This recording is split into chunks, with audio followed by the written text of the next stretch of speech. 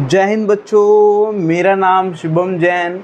मैं स्वागत करता हूँ आप सभी का आपके अपने channel the masters bachelors physics में, जहाँ आपको कंटेंट के साथ साथ यह भी बताया जाता है कि आपको एग्ज़ाम में क्या और कैसे लिख कर आना है, ताकि आप सिर्फ एक वीडियो देखकर अपने नोट्स बना सकें और एग्ज़ाम में बहुत अच्छे मार्क्स ला सकें।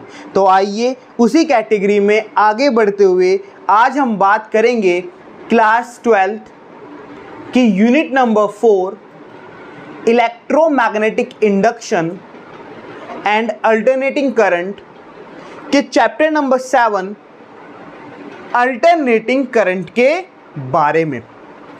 तो देखो बच्चों, आज हमें जो स्टार्ट करना है वो हमारा क्लास 12th के सिलेबस के अकॉर्डिंग चैप्टर 7 है, जिसका नाम है अल्टरनेटिंग करंट। देखो, अल्टरनेटिंग करंट क्या होता है, अल्टरनेटिंग करंट की प्रॉपर्टीज़ क्या होती हैं, अल्टरनेटिंग करंट की वैल्यू कितनी होती है, ये किस तरह से आपको रिप्रेजेंट होता है, तो ये सब कुछ हम डिटेल में इस चैप्टर के अंदर कंप्लीट करने वाले हैं। तो हमारा ये इस चैप्टर की फर्स्ट वीडियो आज आप देख रहे हैं, और इससे आगे आपकी सारी फर्दर इसी चैप्टर्स के अंदर जितने भी इंपॉर्टेंट टॉपिक हैं सभी की वीडियोस आपके पास इसी प्लेलिस्ट में अवेलेबल है।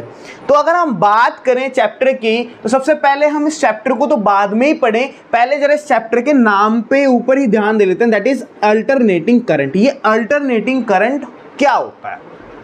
अगर याद हो आपको, आपने अपनी जूनियर क्लासेस में यानी 9th 10th वगैरह में आपने दो तरह के करंट के बारे में पढ़ा है, दैट इज एक पढ़ा है आपने एसी करंट, एक पढ़ा है आपने डीसी करंट। कैसा करंट आपने पढ़ा है? एक एसी पढ़ा है और एक डीसी पढ़ा है। अगर बात करें एसी की, तो एसी का मतलब था वहां पर अल्टरनेटिंग करंट। क्या था आपका? Alternating current. अगर वहीं पर हम बात करें डीसी की, तो डीसी होता है आपका डायरेक्ट करंट। कैसा करंट होता है? Direct current. अब ये दोनों करंट किस तरह के होते हैं, तो इनको मैं आपको एक हल्का सा आइडिया देना चाहूंगा कि आपने इनको कहाँ पे देखा है। ये कहाँ पे आपने कहीं एसी डीसी को देखा है? कहीं देखा है आपने एसी डीसी को? हाँ जी, देखा है। कहाँ देखा है? ये एसी डीसी ना दो भाई हैं, और कहाँ मिलते हैं? ये मिलते हैं रामनगर के पप्पू चौराहे पर ऐसा कुछ नहीं है। ये क्या होता है? ये दो तरह के करंट होते हैं। अब ये करंट क्या होते हैं, सुनो ध्यान से। आपके घरों में बाहर से, यानी कि आपके जो गली में पोल्स वगैरह होंगे, यानी खंबे वगैरह होंगे, वहाँ से लाइट आ रही है, इलेक्ट्रिसिटी आ रही है। तो जो करंट आपके घर में बाहर से आ रहा है, जिसके आप पैसे पे करते हो, यानी कि आप अमाउंट पे करते हो, that current is known as alternating current. कौन सा करंट होता है? वो आपका अल्टरनेटिंग करंट होता है। तो क्या आप इस डायरेक्ट करंट को भी यूज करते हो अपने घरों में? हाँ, बिल्कुल करते हैं। आपके घरों में इन्वर्टर बैटरीज लगे हुए हैं, जो बैटरी वगैरह लगा होता है, ठीक है ना? तो वो जो करंट देता है कौन? वो बैटरी या छोटी सी बैटरी या एक सेल, जो ये करंट देते हैं, वो करंट जो होता है वो करंट होता है हमारा डायरेक्ट करंट। क्या होता है वो? हमारा डायरेक्ट करंट। तो एक आइडिया आपको मिला होगा कि हमारे पास दो तरह के करंट कहां कहां देखने को मिलते हैं। एक करंट होता है एसी, यानी कि अल्टरनेटिंग करंट, जो हमारे घरों में बाहर से आ रहा है, और दूसरा होता है डीसी, यानी कि डायरेक्ट करंट, जो हमारे घरों में रखे हुए बैटरीज, सेल, ये सब कुछ आपको प्रोवाइड करा रहे हैं। तो ये दो तरह के करंट होते हैं। अगर बात करें हम एसी की, हमें इस एसी के बारे में ही डिटेल डिस्कशन करना है इस चैप्टर के अंदर, जो हमारा चैप्टर नंबर 7 हो जाएगा as per the syllabus of class 12th। ठीक है, तो स्टार्ट करते हैं अल्टरनेटिंग करंट के बारे में कि अल्टरनेटिंग करंट क्या होता है। देखो बच्चों, अभी यहाँ पे मैंने आपको बताया अल्टरनेटिंग करंट। अगर मैं बात करूं इसके शब्द के ऊपर ही, अल्टरनेट, अल्टरनेट का मतलब क्या होता है? अल्टरनेटिंग का मतलब होता है कोई भी एक ऐसी चीज जो अपनी वैल्यूज को बार बार क्या करते हो? चेंज करते हो। क्या करते हो? बार बार अपनी वैल्यूज को चेंज करते हो, यानी कि कभी कुछ, कभी कुछ, कभी कुछ, कभी कुछ। तो ये यहाँ पे इतना तो क्लियर हुआ कि अल्टरनेटिंग करंट का मतलब एक ऐसा करंट होगा जो अपनी वैल्यूज को लगातार चेंज करेगा। मतलब किसी टाइम वो बहुत ज़्यादा होगा, किसी टाइम वो कम होगा, किसी टाइम बहुत कम होगा, किसी टाइम बहुत ज़्यादा होगा, यानी कि अपनी वैल्यूज को क्या करेगा? लगातार चेंज करेगा। उसी करंट को हम बोलते हैं क्या? Alternating current. देखो, जैसे मैं फॉर एग्जांपल आपको बताना चाहूँ, आपने देखा हो कभी जब आपके घरों में वोल्टेज बहुत कम आती है, मतलब वोल्टेज आपके घरों में क्या आ रही है? कम आ रही है, तो आप कभी करके देखना, जो आपका बल्ब होता है ना, जो ट्यूब क्या नाम है, एलईडी वाला बल्ब होता है, उसको कभी मोबाइल के कैमरे से देखना, तो क्या करता है, वो ब्लिंक करता हुआ दिखेगा आपको, झप झप झप झप करता हुआ दिखेगा, ब्लिंकिंग करेगा वो। तो वो क्यों कर रहा है, क्योंकि उसके अंदर एक ऐसा करंट पास हो रहा है जो अपनी वैल्यू क्या करता है, बार बार चेंज कर रहा है। तो जब करंट ज्यादा हो रहा है तो वो ग्लो कर रहा है, और जब करंट कम हो रहा है तो वो डिप कर रहा है, यानी कि ऐसे वो क्या कर रहा है, ब्लिंक कर रहा है। क्या कर रहा है, वो आपका ब्लिंक कर रहा है। तो यानी कि कुल मिलाकर अल्टरनेटिंग करंट हमारा कौन सा करंट हुआ, अल्टरनेटिंग करंट हमारा एक वो करंट हुआ जो अपनी वैल्यू को टाइम के साथ क्या करता है, चेंज करता है, जो अपनी वैल्यू को टाइम के साथ क्या करता है, चेंज करता है। कैसे चेंज करता है, सपोज करते हैं कि हमारे पास एक ग्राफ है, ये जा रहा है आपका टाइम पीरियड, क्या जा रहा है आपका, ये टाइम पीरियड, यानी कि टाइम के साथ आपका ये एक्स एक्सिस दिखाई हुई है, और ये दिखाया हुआ आपको करंट, यानी कि ये आपका दिखाया हुआ करंट, यानी करंट और टाइम का ग्राफ बना रहे हैं कि करंट का टाइम के साथ कैसे चेंज होता है। तो यहाँ पे हमने क्या पाया, यहाँ पे हमने पाया कि इस अल्टरनेटिंग करंट का जो डायग्राम होगा वो कुछ इस तरह से आ जाएगा, यानी कि वो एक ऐसा शो हो जाएगा कि वो टाइम के साथ अपनी वैल्यू को क्या करेगा, बार बार चेंज करेगा। जैसे फॉर एग्जांपल अगर मैं बात करूं इस पॉइंट पर, तो इस पॉइंट पर टाइम कुछ और था, करंट कुछ और था। अगर यहां पे बात करें तो टाइम कुछ और है, करंट कुछ और है। यहां पे बात करें तो टाइम कुछ और है, करंट कुछ और है। यहां पे बात करें तो टाइम कुछ और है और करंट कुछ और। कुल मिलाकर टाइम के साथ साथ करंट क्या कर रहा है, अपनी वैल्यूज को चेंज कर रहा है। और चेंज भी कैसे कर रहा है, देखो पहले 0 था, फिर इंक्रीज होते होते होते होते होते कहां हो गया, मैक्सिमम हो गया, फिर डिक्रीज होते होते होते होते कहां हो गया, 0 हो गया, फिर इंक्रीज होते होते होते होते कहां हो गया, मैक्सिमम, फिर डिक्रीज होते होते कहां हो गया, मिनिमम। यानी कुल मिला के बार बार क्या कर रहा है, मिनिमम मैक्सिमम, मिनिमम मैक्सिमम, यानी कि अपनी वैल्यू को बार बार लगातार क्या कर रहा है, चेंज कर रहा है। इस तरह के करंट को बोलते हैं हम क्या, अल्टरनेटिंग करंट। क्या बोलते हैं इस तरह के करंट को, अल्टरनेटिंग करंट। वहीं पर अगर मैं बात करूं डायरेक्ट करंट की, हालांकि इस चैप्टर में हमारा डायरेक्ट करंट का कोई जिक्र नहीं है, ना हम उसके बारे में पढ़ना, लेकिन जब हम ग्राफ पढ़ ही रहे हैं तो उसको भी देख लेते हैं। तो जो डायरेक्ट करंट का ग्राफ होता है, अगर मैं उसी ग्राफ को बनाने लगूं, क्या जा रहा है, ये जा रहा है आपका टाइम पीरियड और ये जा रहा है आपका करंट। तो डायरेक्ट करंट क्या होता है, वो अपनी वैल्यू कभी चेंज नहीं करता, जो वैल्यू होती है फिक्स वैल्यू होती है, जो उसी वैल्यू के साथ वो कंटिन्यूसली चलता है। तो उसका ग्राफ कैसा बन जाएगा, एक स्ट्रेट लाइन। कैसा ग्राफ बनता है उसका, एक स्ट्रेट लाइन। तो ये ग्राफ होता है हमारा किसका, डीसी का। किसका ग्राफ होता है ये आपका, डीसी का। और बात करें ये किसका होता है, ये होता है आपका एसी का। अभी आपको लिखना कुछ नहीं है, बनाना कुछ नहीं है। जैसा आप सभी जानते हैं कि हम कैसे काम करते हैं, पहले बहुत अच्छे तरीके से उस टॉपिक को डिटेल में डिस्कस करते हैं, उसके बाद हमें क्या लिखना है हम प्रॉपर उसको भी देख लेंगे। लेकिन फिलहाल अभी आपको समझना है, सिर्फ समझना है। तो इसको बोलते हैं अल्टरनेटिंग करंट। अब क्या होता है, ये अल्टरनेटिंग करंट क्या करता है, अपनी वैल्यू को लगातार चेंज कर रहा है। तो कितने समय में चेंज कर रहा है, इसकी फ्रीक्वेंसी क्या होगी, इसके एंगुलर वेलोसिटी क्या होगी, ये सब चीज देख लेते हैं। तो सबसे पहले इसको देखने से पहले हम ये देख लें कि अल्टरनेटिंग करंट की इक्वेशन क्या होती है। यानी कि अल्टरनेटिंग करंट का डायग्राम तो ये हो गया, ग्राफ तो ये हो गया, बट उसकी इक्वेशन कैसे होगी, यानी कि उस करंट को हम लिखेंगे कैसे। तो अल्टरनेटिंग करंट को हम कैसे लिखते हैं, हम लिखते हैं I is equals to I naught sine omega t.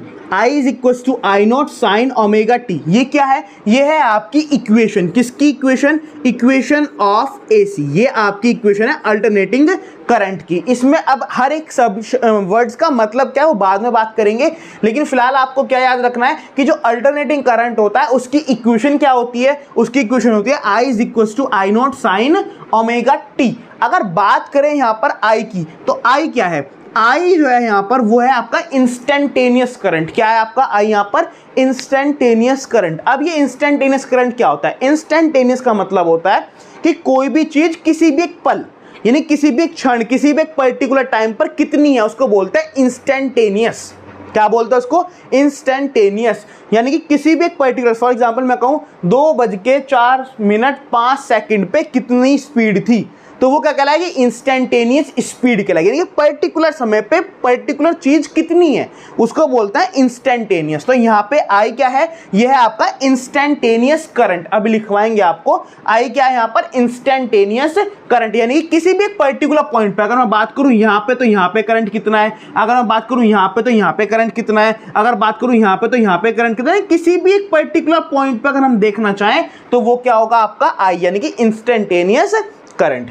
अगर बात करें आई नॉट की, तो ये आई नॉट क्या है, I nought is the peak current. क्या होता है आपका, पीक करंट। पीक करंट का मतलब कि कोई भी एसी अपनी वैल्यू को कितना ज्यादा अटेन कर सकता है, नहीं सबसे ज्यादा अल्टरनेटिंग करंट की वैल्यू क्या हो सकती है, उसको बोलते हैं आई नोट यानी कि पीक करंट। जैसे कि आप यहां पर डायग्राम में देख पा रहे हैं, सबसे ज्यादा वैल्यू यही तो है, इससे ज्यादा कुछ भी नहीं है भाई। ग्राफ ही उसके बाद नीचे आना स्टार्ट हो जाएगा, तो यानी कि जो ये वाली वैल्यू है ना, this value is known as I naught. क्या है आपकी आई नोट। ऐसे यहां पे क्या है, ये वाला है, इसके बाद ग्राफ और तो नीचे नहीं जा रहा, तो यानी कि ये जो वैल्यू आपकी है that is minus I note. तो ये क्या है आपके पीक करंट, जैसे कि ये वाला, ये क्या है आपका आई नोट, ठीक है ना। तो जो मैक्सिमम वैल्यू जो वो अल्टरनेटिंग करंट गेन कर सकता है that is known as I naught, और इसको बोलते हैं हम पीक करंट। क्या बोलते हैं हम इसको, पीक, पीक करंट, याद रहेगा। उसके बाद बात करें यहाँ पे साइन। ये साइन क्या है, आपने मैथ्स में पढ़ा होगा साइन कॉस टेन, तो ये बस वही वाला साइन है, ट्रिग्नोमेट्रिक साइन, यानी कि जो साइन आपने यूज किया वो है यहाँ पर। अब ये यहाँ पे साइन का यूज क्यों किया गया है, इस साइन की वजह से, किसकी वजह से, इस साइन की वजह से ये करंट क्या कर रहा है, ये मतलब ये करंट, हमें ये तो पता है कि ये करंट अपनी वैल्यू को लगातार चेंज करता है, तो इस चेंज होने को जो रिप्रेजेंट कर रही है वो ये साइन की वैल्यू रिप्रेजेंट कर रही है। यानी कि आपको ये पता है कि अल्टरनेटिंग करंट अपनी वैल्यू को लगातार चेंज करता है, ठीक है ना। तो जो चेंज करवा रहा है ना इस इक्वेशन के अंदर, जो वैल्यूज को चेंज करा रहा है विद रिस्पेक्ट टू टाइम, वो कौन सा फैक्टर है, वो यही फैक्टर है। क्यों, क्योंकि आपने मैथ्स में एक बात पढ़ी होगी कि साइन की वैल्यू क्या होती है, 0 से लेके 1 के बीच में ऑसिलेट करती है। यानी कि साइन की कम से कम वैल्यू 0 हो सकती है और ज्यादा से ज्यादा वैल्यू 1 हो सकती है, और वो एक पर्टिकुलर एंगल के बाद अपनी सारी वैल्यूज को दोबारा क्या करता है, रिपीट करता है। ये आपने मैथ्स में पढ़ा होगा। तो बिल्कुल सेम उसी तरह से इस करंट की भी बारी है, क्या कि इस करंट की वैल्यू भी क्या होती है, लेके मिनिमम से मैक्सिमम के बीच में क्या करती है, ऑसिलेट करती है। जैसे ये 0 से 1 के बीच में ऑसिलेट कर रहा है, ऐसे ही करंट क्या करता है, मैक्सिमम से मिनिमम के बीच में क्या करता है, ऑसिलेट करता है। दूसरी बात मैंने अभी आपको बताई है कि जो साइन होता है ये एक पर्टिकुलर एंगल के बाद अपनी वैल्यू को क्या करता है, दोबारा से रिपीट करता है। क्या करता है, दोबारा से रिपीट करता है। तो ये भी बिल्कुल ऐसे ही काम करता है। ये एक पर्टिकुलर टाइम के बाद, सपोज यहां पे, इसके बाद अपने मोशन को क्या करेगा, दोबारा से रिपीट करेगा। जैसे आप देख लो यहां पे, ये एक मोशन पूरा हो गया, उसके बाद अब क्या करेगा, अब दोबारा से फिर चलेगा, फिर दोबारा से चलेगा। तो यानी कि ऐसे करते करते वो एक पर्टिकुलर मोशन को दोबारा से बार बार क्या करेगा, रिपीट करेगा। जैसे साइन अपनी वैल्यूज को बार बार क्या करता है, रिपीट करता है, ठीक है ना। इसी वजह से जो अल्टरनेटिंग करंट होता है वो अपनी वैल्यू को चेंज तो करता है, लेकिन कैसे चेंज करता है, साइनोसाइडली। कैसे चेंज करता है, साइनोसाइडली। साइनोसाइडली का मतलब यहां पे साइन से यूज किया गया है, समझ पा रहे हो, साइन क्या है, ट्रिग्नोमेट्रिक फंक्शन है। तो अल्टरनेटिंग करंट कैसे चेंज होता है, साइनोसाइडली। कैसे चेंज होता है, साइनोसाइडली चेंज होता है। तो साइन यहां पर क्या हो, चेंजिंग फैक्टर हो गया। ओमेगा क्या है यहां पर, omega is the angular velocity. क्या होती है यहां पर, ये एंगुलर वेलोसिटी। अब ये एंगुलर वेलोसिटी क्या होती है, अगर आपको याद हो, आपने एक चीज पढ़ी थी, वेलोसिटी।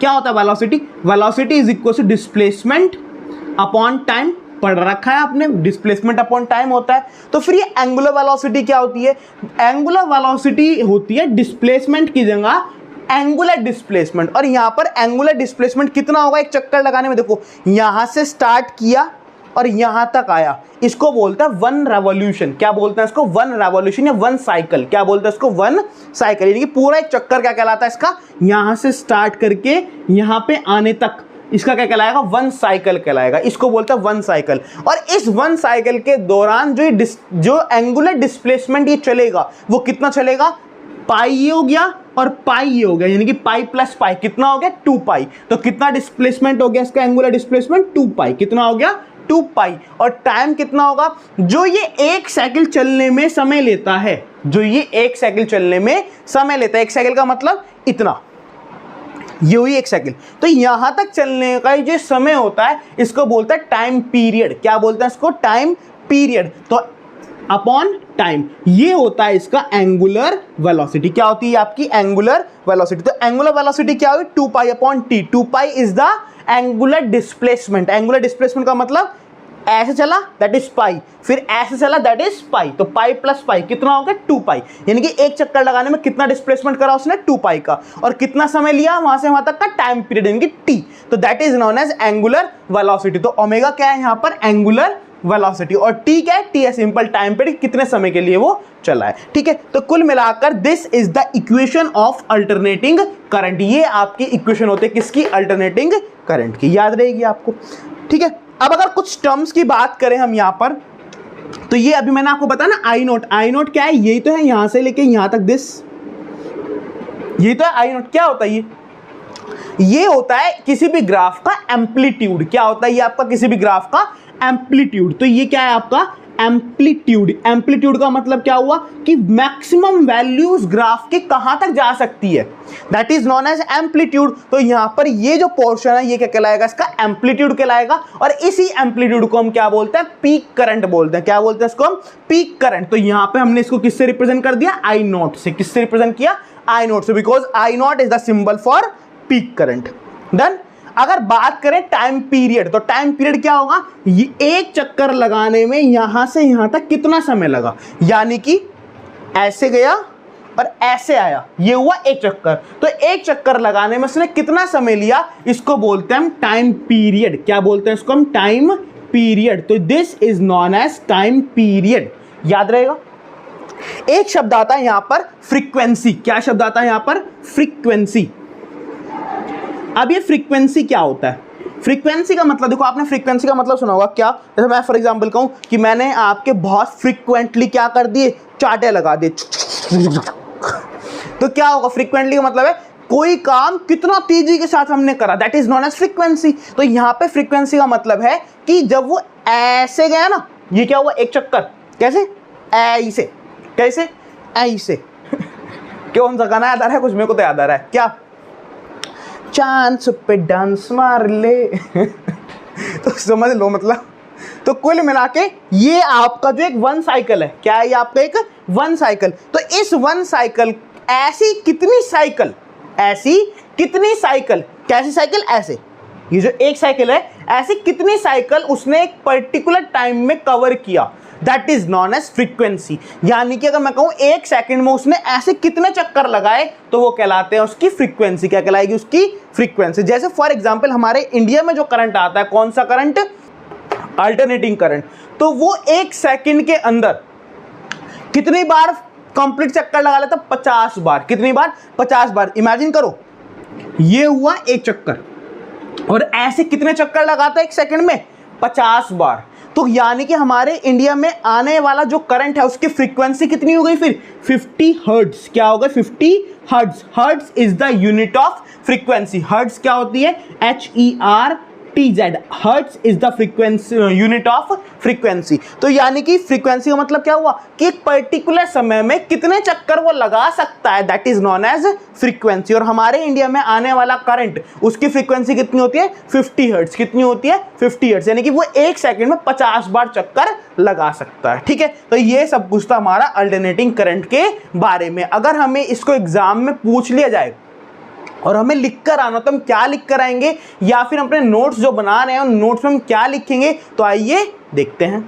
अगर हमें अपने नोटबुक में हेडिंग बनाए तो हम क्या बनाएंगे, तो नेक्स्ट हेडिंग लिखेंगे आपके अंदर, first heading is alternating current. अब अल्टरनेटिंग करंट क्या होता है, the current which change its magnitude and direction continuously with respect to time. यानी कि ऐसा करंट जो अपनी क्या चेंज करे, मैग्नीट्यूड यानी कि value, 1 ampere, 2 ampere, 3 ampere, 5 ampere, फिर 2 एम्पियर, यानी अपनी वैल्यू को क्या करे, बार बार चेंज करे, और साथ में डायरेक्शन भी चेंज करे। डायरेक्शन का मतलब एक बार पॉजिटिव साइकिल, एक बार negative cycle, continuously with respect to time, उसको बोलते हैं alternating current, which is given by, क्या इक्वेशन होती है अल्टरनेटिंग करंट की, वो होती है आपके I is equals to I naught sine omega t. This is the equation of alternating current, where I का मतलब क्या होता है, आई का मतलब होता है इंस्टेंटेनियस वैल्यू ऑफ एसी, यानी किसी भी पर्टिकुलर टाइम पर कितनी वैल्यू उस एसी की है, उसका मतलब होता है आई।